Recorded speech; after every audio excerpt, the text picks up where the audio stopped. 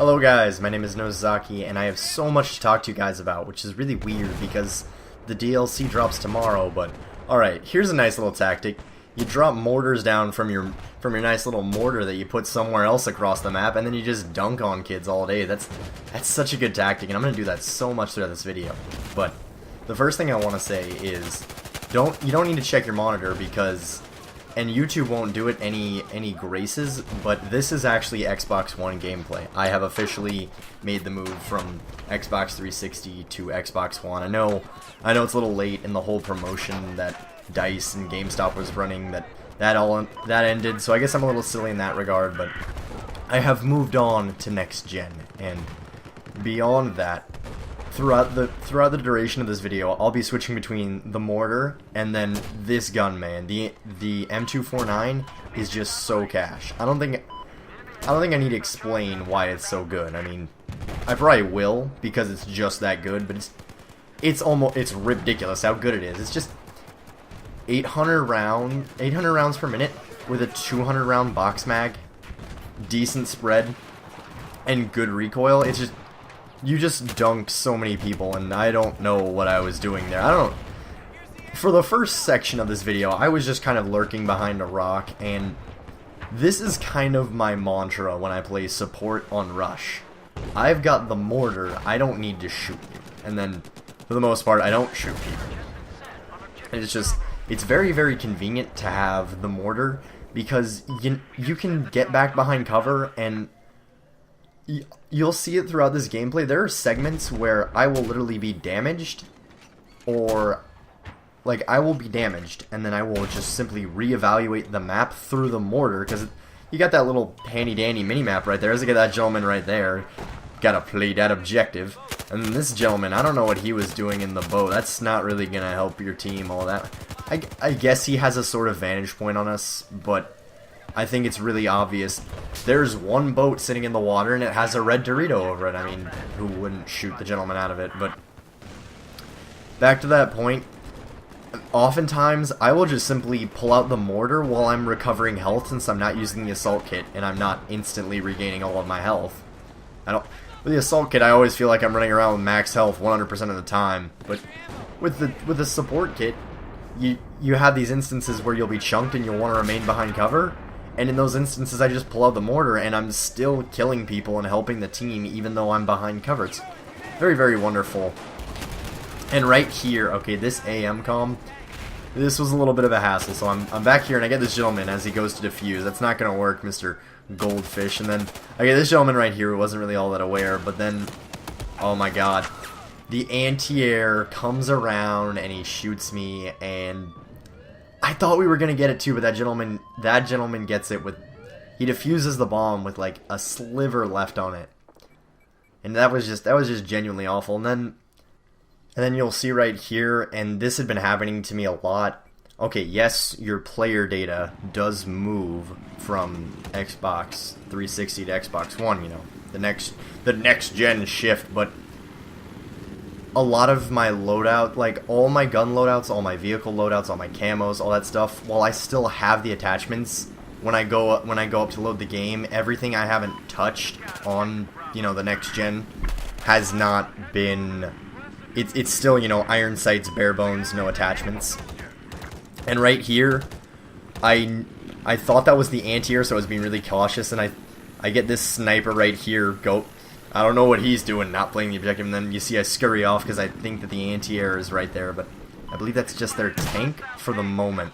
And then some other gentleman spawned on me, and I said, you know what, YOLO, and then I go full YOLO mode, and I try and not only take down their tank, but then I also try and come in and play the objective, and you'll see that the anti-air has actually spawned in right behind me, and instantly I get locked, and I don't want to go down with the ship, so I bail out.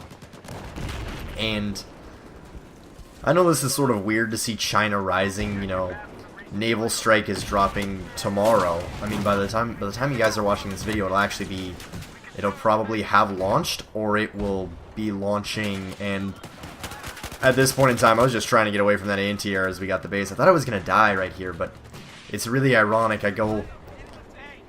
I'll get to that later, but yeah, naval strike it's going to drop within the next 24 hours of when I'm making this. and I'm looking forward to it a lot. You know, I'm definitely looking forward to the new game mode, the new maps.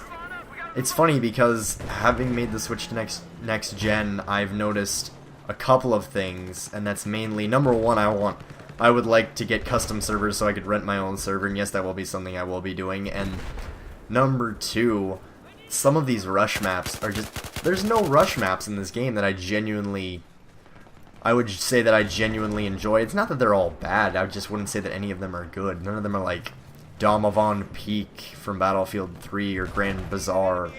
They're all sort of, they're not just really designed with the rush in mind, but I think people have been over this, and allow me to be one of the very many people to tell you that the MG4, oh no, it's not the MG4, see, I get so confused because the M249, the MG4 and the M249 are so similar, but allow me to be one of the very many people to tell you that the M249, very, very good. I know I went over the stats earlier, and I don't really know what that gentleman was doing. I don't believe I got him. Someone else cleans him up, but the M249 is very, very good. It's got 200 rounds, it's got a ton of range, and then, I mean, you'll see at instances here where I'll get kill assists, but essentially the name of the game is if I fire enough bullets at you, eventually it's gonna die. I mean, that's sort of the way it was in my Type 88 gameplay, and okay, here's the tactic with the mortar that I was talking about earlier.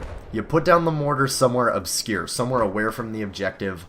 You gotta put it down on flat ground because the mortar likes to get messed up by like odd, if it gets put down at like an odd angle, the mortar will come out at an odd angle because dice physics. So you need to be a little bit careful with that, but for the most part, this thing is an indestructible beacon of death. I mean, I know I'm not getting that many kills right now, but you'll see oftentimes I'll just fire it. See right there, you fire at a location, and then you fire one shell, and then you fire a second shell, and then oftentimes people won't react quick enough or won't realize they're getting shot by a mortar, and it's just free kills for days. And plus, this thing is so useful for getting people on open-aired objectives. Now that's one thing about the mortar. The mortar is not good at all, obviously, indoors, because the roof is going to block all your mortars.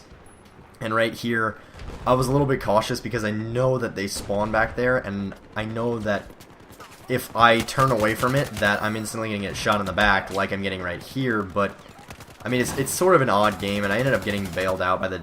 If I actually had engaged that gentleman, I'm almost certain that I would not have won that engagement. So I get bailed out by my teammate right there. But, I mean, as you can see right here, I'm low on health.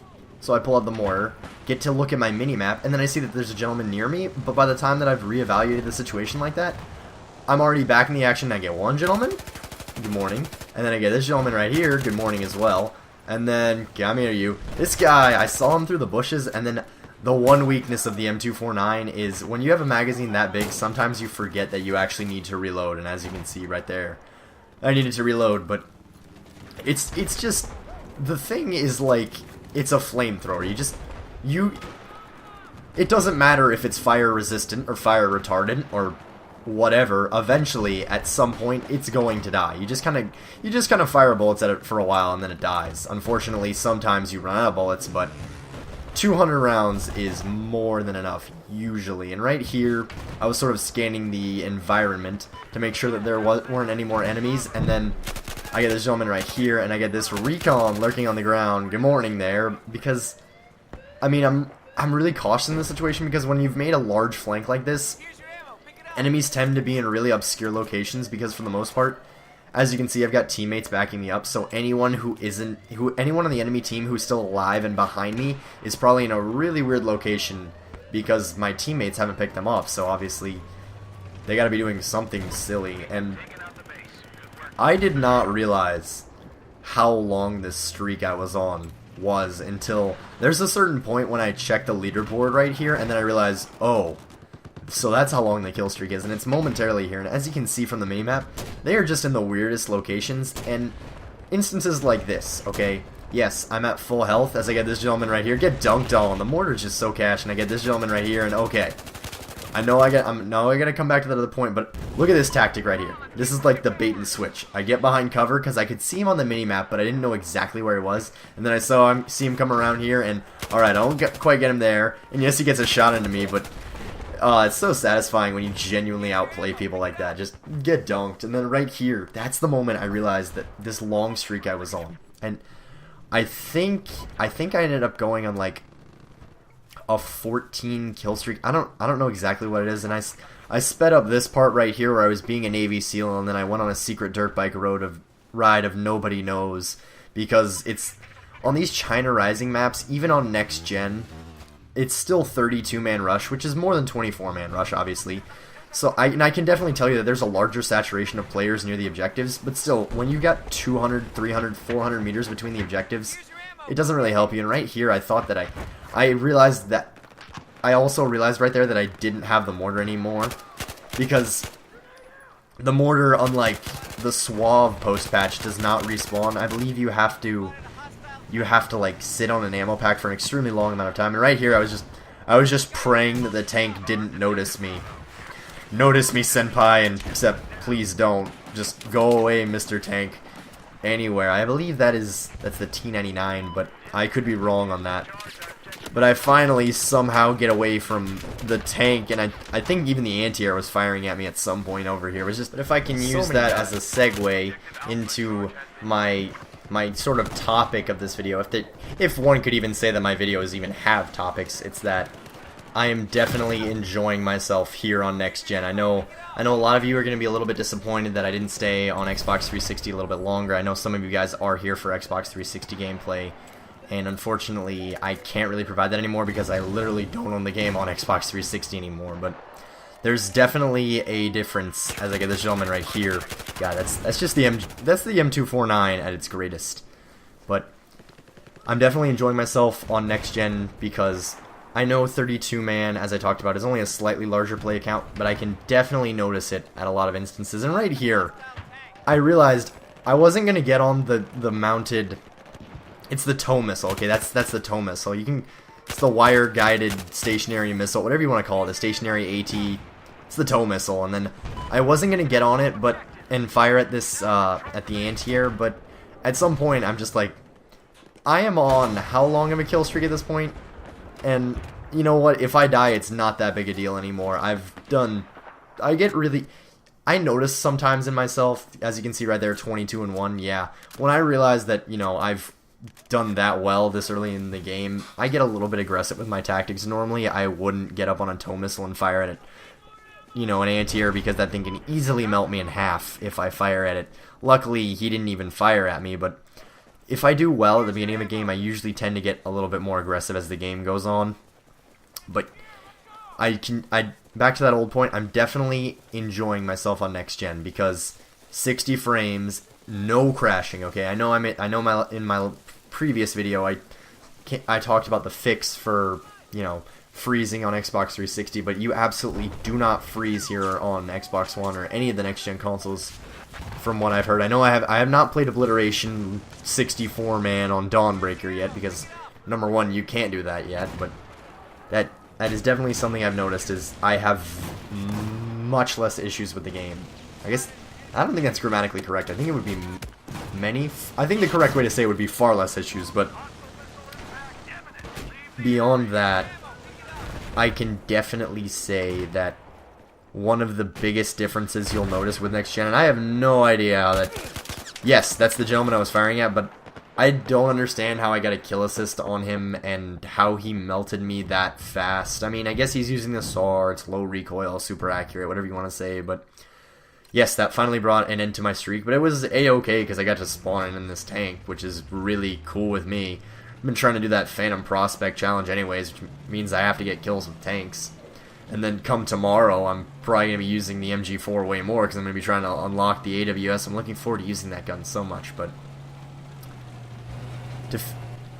to go into my final point of this video as this game sort of dwindles down is that since I do have an Xbox One now, I've been able to use... I finally got my Twitch app up and running, and so... If live streaming is something you guys would like me to do, because it's definitely something I would like to do, if you guys are interested in checking that out, I'm going to leave links to my Twitter and my Twitch, and how it will work is I will tweet out on Twitter if I'm live streaming, and then over on Twitch I will be live streaming for an allotted duration. I don't know how long it'll be. And I'm on spring break right now, so I have a lot of free time. I don't know if I'm going to start live streaming soon, and I was just... Here I got really aggressive. I've actually never seen this base on Rush, so I got really aggressive, and I tried to, like, push up and, you know, try and stop anyone from defusing the bomb. And I have no idea how that tank melted me that quick, but I'm sure he would have killed me either way, but... I didn't realize that the MCOM was inside the building, so I went around to try and shoot anyone defusing, because I didn't know if there was anyone defusing, and I got... The tank obviously dunked me really hard. We ended up getting the objective anyways. But yes, if live streaming is something you would like to see, go ahead and follow me on Twitter, and go ahead and... I think it's subscribe, or go ahead and save the link to my Twitch, whatever you guys want to do. And I will link that. I won't be live streaming currently, but I'm going to probably start live streaming soon. So if you guys are interested in that, go ahead and follow me on Twitter, and then I'll just tweet it out along with a link to go and, you know, obviously watch me live stream. And I can say that I don't have a lot of experience, but I can say that streaming on the Twitch app on Xbox One, it's very, very convenient. And the reason that I'm streaming on the Twitch app as opposed to through my PC is my PC is nowhere near good enough to actually record the gameplay and then actually, like, I can't capture the gameplay and then stream the gameplay on a Twitch. It's not an internet issue. My internet's more than fast enough, but my PC cannot handle that much on its current processor. And so I know this video was really unconventional, although I don't think any of my videos have ever been conventional. But I hope you guys enjoyed it. Naval Strike launches tomorrow. I don't know if you guys would be alright with it. I might just simply live stream it. I don't know what you guys are going to think of the whole live streaming idea. I might make a video about it tomorrow. I'm sure I will make a video about it sometime in the near future. I don't know if you guys want to see Carrier Assault. You know, go down below. Tell me what you think about live streaming. Tell me what you think about new game modes, what you guys want to see. And with that, I want to thank you guys very much for watching the duration of this video, and for your bonus clip, it's not really that remarkable, but I don't think I've ever hit a chopper with a high explosive shell, you know, the heavier shell. So that'll be your bonus clip. It'll be me hitting a chopper with a tank shell. And go ahead and follow me on Twitter if live streaming is something you'd like, and stuff like that. So with that, I want to thank you guys very much for watching once again, and I'll see you guys soon. Bye.